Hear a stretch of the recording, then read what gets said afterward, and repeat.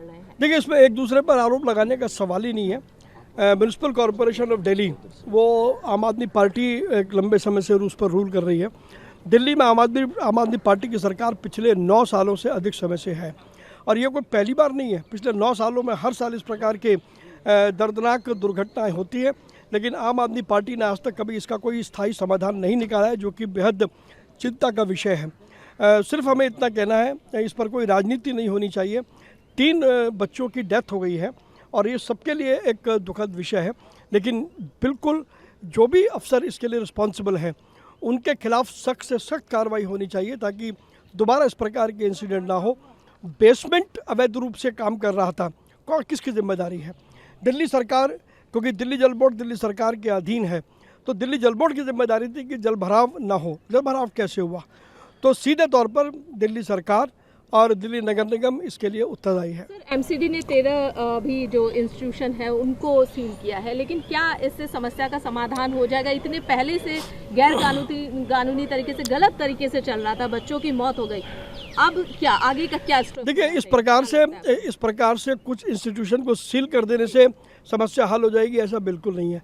इसका कोई ना कोई ठोस समाधान निकालना पड़ेगा। जिस प्रकार की अवैध गतिविधियां यदि दिल्ली के किसी भी इलाके में चल रही हैं, आज ये राजेंद्र नगर है, क्या दिल्ली के बाकी इलाकों में स्थिति ठीक है? क्या दिल्ली नगर निगम के अधिकारी कानून के अनुसार काम कर रहे हैं? कहीं ना कहीं अधिकारियों की कार्यक्षमता पर एक बड़ा सवाल खड़ा होता है। मुझे लगता है कि इस विषय को गंभीरता से लेना चाहिए और आम आदमी पार्टी को ब्लेम गेम की राजनीति से ऊपर उठ करके दिल्ली के लोगों के भले के लिए काम करना। देखिए, इसमें एक दूसरे पर आरोप लगाने का सवाल ही नहीं है। म्यूनिसिपल कॉरपोरेशन ऑफ दिल्ली वो आम आदमी पार्टी एक लंबे समय से उस पर रूल कर रही है।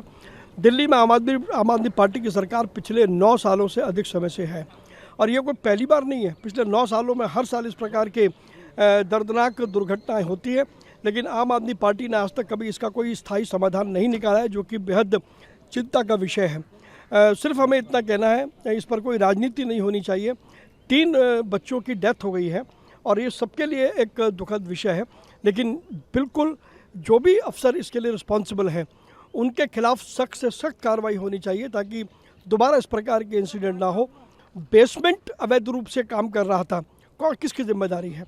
दिल्ली सरकार, क्योंकि दिल्ली जल बोर्ड दिल्ली सरकार के अधीन है, तो दिल्ली जल बोर्ड की जिम्मेदारी थी कि जल भराव ना हो। जल भराव कैसे हुआ?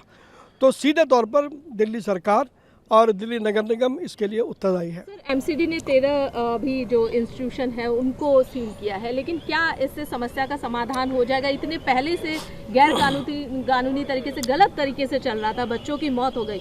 अब क्या आगे का क्या स्टेप? देखिए, इस प्रकार से कुछ इंस्टीट्यूशन को सील कर देने से समस्या हल हो जाएगी, ऐसा बिल्कुल नहीं है।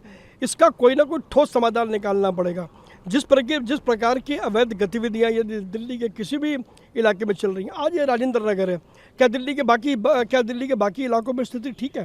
क्या दिल्ली नगर निगम के अधिकारी कानून के अनुसार काम कर रहे हैं? कहीं ना कहीं अधिकारियों की कार्यक्षमता पर एक बड़ा सवाल खड़ा होता है। मुझे लगता है कि इस विषय को गंभीरता से लेना चाहिए और आम आदमी पार्टी को ब्लेम गेम की राजनीति से ऊपर उठ करके दिल्ली के लोगों के भले के लिए काम करना चाहिए। न्यूज नेशन अब व्हाट्सएप पर खबरों के ताजा अपडेट के लिए न्यूज नेशन के इस QR कोड को स्कैन करें।